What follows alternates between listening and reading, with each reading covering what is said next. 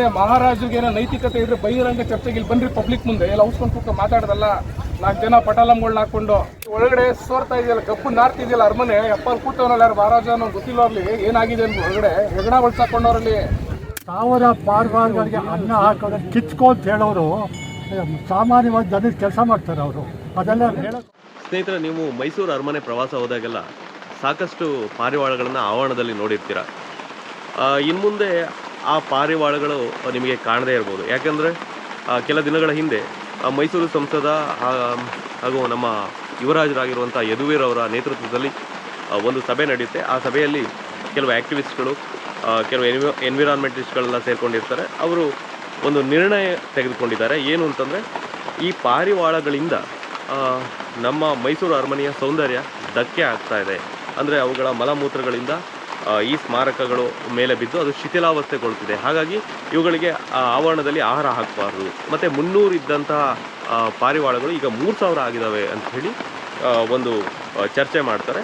ಅದರ ಪ್ರತಿಫಲವಾಗಿ, ಅದರ ಪರಿಣಾಮವಾಗಿ ಈಗ ಆವರಣದಲ್ಲಿ ಯಾರು ಧಾನ್ಯಗಳನ್ನು ಹಾಕೋದಕ್ಕೆ ಹೋಗ್ತಾ ಇಲ್ಲ. ಇದು ಮೌಖಿಕ ಆದೇಶ. ಜಿಲ್ಲಾಡಳಿತ ಏನು ಅಧಿಕೃತವಾಗಿ ಆದೇಶವನ್ನು ಇನ್ನೂ ಹೊರಡಿಸಿಲ್ಲ. ಹಾಗಾಗಿ ಈಗ ಕೆಲ ಆ್ಯಕ್ಟಿವಿಸ್ಟ್ಗಳು ಈಗ ಸಂಸದರ ಮೇಲೆ ತಿರುಗಿ ಬಿದ್ದಿದ್ದಾರೆ ಮತ್ತು ಕಾನೂನು ಹೋರಾಟ ಮಾಡಲು ಕೂಡ ಮುಂದಾಗಿದ್ದಾರೆ.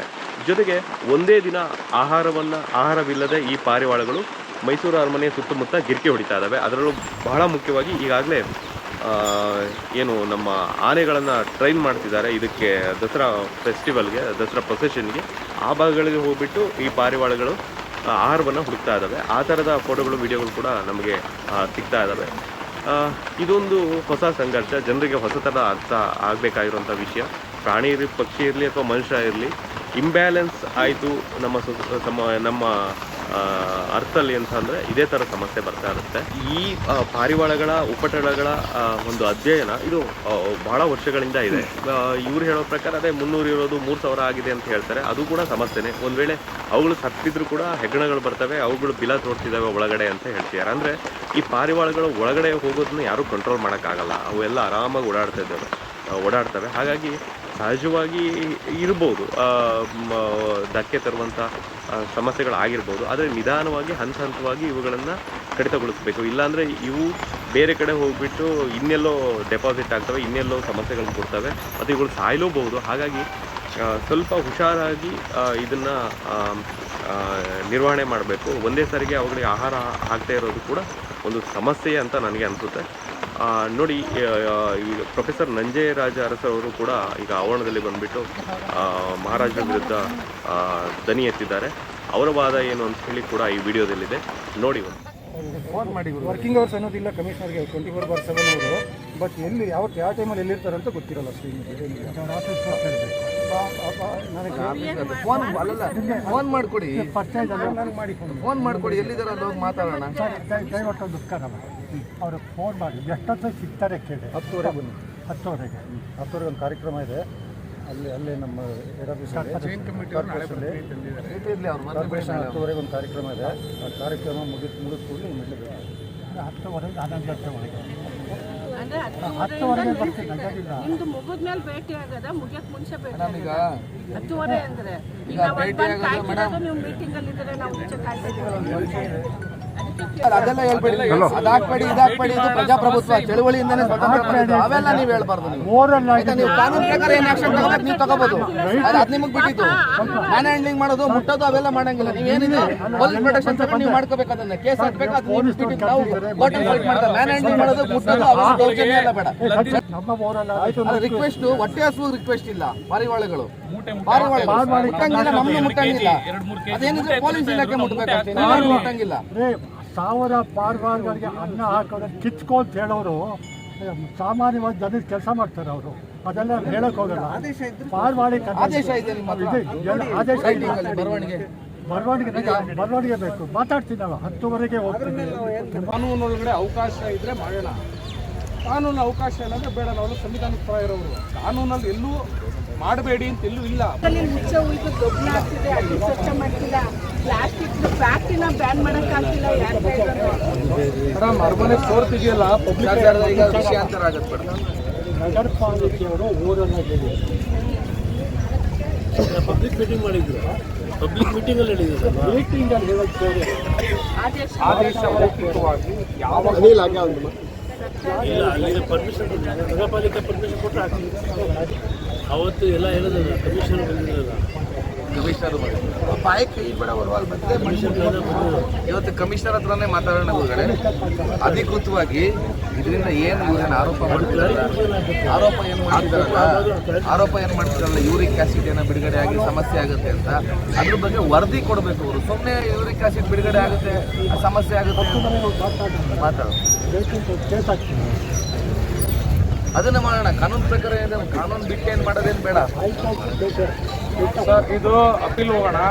ಕಾನೂನಿಂದನೇ ಇದಿಲ್ಲ, ಕಾನೂನಲ್ಲಿ ಎಲ್ಲೂ ಹಾಕ್ಬೇಡಿ ಅಂತ ಏನಿಲ್ಲ. ನಿಮ್ಮ ಹಕ್ಕುಗಳು ಮತ್ತೆ ಎಲ್ಲ ಹೊರಗಡೆಯವ್ರು ಬಂದವರು, ಇಲ್ಲಿ ಬಂದವರು, ಅಲ್ಲಿ ಬಂದವರು ಅಂತ ತುಂಬ ಮಾತಾಡಿದಾರಲ್ಲ, ಮಾತಾಡಬಾರ್ದು.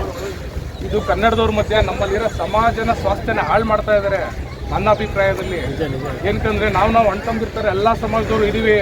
ಇವ್ರು ಅಲ್ಲಿಂದ ಬಂದಿರೋರು ಅವ್ರು ಹೆಂಗ್ರಿ ಬಿಡ್ತಾರೆ, ಅವ್ರ ಮನೆ ಮುಂದೆ ಹಾಕ್ತೀವಿ, ಮನೆ ಮುಂದೆ ಹಾಕ್ತೀವಿ, ನಾಯಿ ಕಳಿಸ್ತೀವಿ, ಎಲ್ಲ ನಾಯಿ ಮಾಂಸ ಹಾಕ್ತೀವಿ.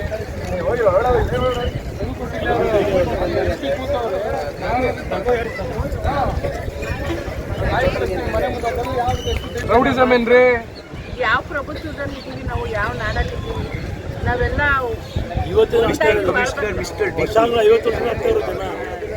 ಸರ್ ಇಲ್ಲಿ ಒಳಗಡೆ ಸೋರ್ತಾ ಇದೆಯಲ್ಲ, ಕಪ್ಪು ನಾರ್ತಿದೆಯಲ್ಲ ಅರಮನೆ, ಎಪ್ಪಲ್ಲಿ ಕೂತವನಲ್ಲ ಯಾರು ಮಹಾರಾಜ ಅನ್ನೋ ಗೊತ್ತಿಲ್ಲ. ಅಲ್ಲಿ ಏನಾಗಿದೆ ಅಂತ ಒಳಗಡೆ ಹೆಗಣ ಹೊಳ್ಸಾಕೊಂಡವ್ರಲ್ಲಿ ಹೆಗಣಗಳಿದ್ದಾರೆ ಒಳಗಡೆ. ಅವನ್ನೆಲ್ಲ ಕರೀರಿ. ನಾನು ಈಗಲೂ ಹೇಳ್ತಾ ಇರೋದನ್ನೇ, ಮಹಾರಾಜರಿಗೆ ಏನೋ ನೈತಿಕತೆ ಇದ್ರೆ ಬಹಿರಂಗ ಚರ್ಚೆಗೆ ಇಲ್ಲಿ ಬನ್ರಿ ಪಬ್ಲಿಕ್ ಮುಂದೆ. ಎಲ್ಲ ಉಸ್ಕೊಂಡು ಕೂತ್ಕೊಂಡು ಮಾತಾಡೋದಲ್ಲ.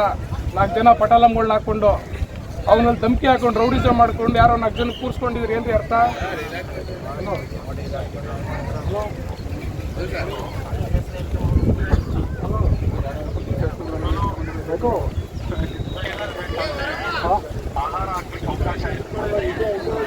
ಅಲ್ಲ ಎಲ್ಲಿ ಮಾಂಸ ಹಾಕ್ಬೇಕು ಅಂತಾರ? ಅಲ್ಲ ನೀವು ನನಗೆ ಯಾರೋ ಹೊರಗೆ ಕೊಟ್ಟಿದ್ರು.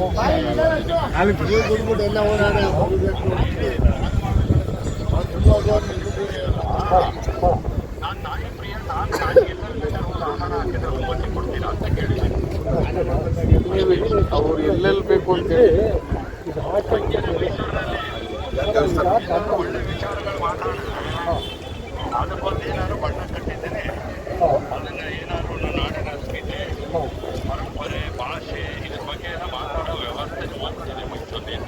ಹೋಗ್ಬರ್ತೀನಿ. ಈಗ ನಮ್ಮ ಪುಟ್ಟ ಪ್ರಶ್ನೆ ರಘುಗೆ 5 ವರ್ಷ ಹಿಂದೆ ಸರ್ಕಾರ ಇತ್ತಲ್ಲ, ನೀವೇ ಒಂದು ಪ್ರೊಜೆಕ್ಟ್ ನಾಳೆಯಿಂದ ನಮ್ಮನ್ನು ಅವಾಗ ಯಾಕೆ ಇದನ್ನ ಕಡೆ ಇದಕ್ಕೆ ಪ್ರಯತ್ನ ಪಡಲಿಲ್ಲ? ಅವಾಗ ಜ್ಞಾನೋದಯ ಎದುರೀಗ MP ಆದಮೇಲೆ ಜ್ಞಾನೋದಯ ಆಯಿತು. ತಮಾಷೆ ಅನಿಸುತ್ತೆ ಗುರುಗಳಿಗೆ ಶಿಷ್ಯ ಈ ಥರ ಹೇಳೋದು ತಮಾಷೆ. ಅದು ಬಹಳ ಪ್ರಾಮಾಣಿಕವಾಗಿ ಹೇಳ್ಬೇಕಂದ್ರೆ ನಮಗೆ ಆ ಯೋಚನೆನೇ ಬಂದಿರಲಿಲ್ಲ. ಅವತ್ತು ಒಂದಿನ ಚಾಮರಾಜೇಂದ್ರ ಒಡೆಯರ್ಗೆ ಪುತ್ಥಳಿಗೆ ಆಹಾರ ಹಾಕ್ಲಿಕ್ಕೆ ಹೋದಾಗ ನಾನು ಪರಿಸ್ಥಿತಿ ನೋಡಿ ವ್ಯತ್ಯಯ ಆಗೋಯ್ತು. ತುಂಬಾ ನೇರ ಹೇಳ್ತಿದ್ದೀನಿ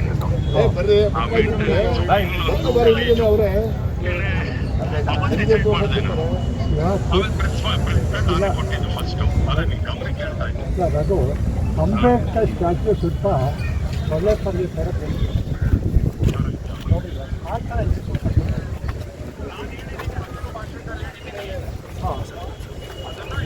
ಈಗ ಅದನ್ನು ಕೂತ್ಕೊಂಡು ಈಗ ಇದು ವ್ಯವಸ್ಥೆಗೆ ಇದು ಅತಿ ವಿರಸ ಆಗೋದು ಬೇಡ, ಕೂತ್ಕೊಂಡು ಮಾತಾಡ್ಬೇಡಿ. ಈಗ MP ಒಬ್ಬನೇ ಅಲ್ಲ, ಬೇರೆ ಜನಗಳು ಬಹಳ ಜನ ಇದ್ದಾರೆ.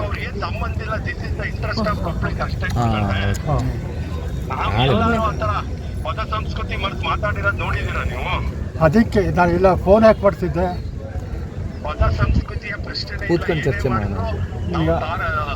ತಾತ್ವಿಕವಾಗಿ ಸೈದ್ಧಾಂತಿಕವಾಗಿ ಮಾಡುವಂತ ಚಳುವಳಿಗಳಿಗೆ ಬಂದಿರೋರು ನಾವು ನೀವೆಲ್ಲ. ಇಲ್ಲ ಅದಕ್ಕೆ ನಾನು ಫೋನ್ ಮಾಡಿದ್ದು. ಆಯ್ತು, ಇವತ್ತು ಇಲ್ಲ ನಾಳೆ ಮಾತಾಡೋಣ. ನಾಡು ನುಡಿ ಮಹಾರಾಜರು ಜನ ಇವೆಲ್ಲ ಅಂತಾಗ ನಮಗೆ ಭಾವೋದ್ವೇಗ ಜಾಸ್ತಿ ಅಷ್ಟೇ, ಬೇರೆ ಕೂತ್ಕೊಂಡು ಚರ್ಚೆ ಮಾಡೋಣ, ಕೂತ್ಕೊಂಡು ಮಾತಾಡೋಣ. ಓಕೆ ಓಕೆ ಓಕೆ ಆಯ್ತಾನಪ್ಪ. ಪಾಪ ಈಗ ಗೊತ್ತಾ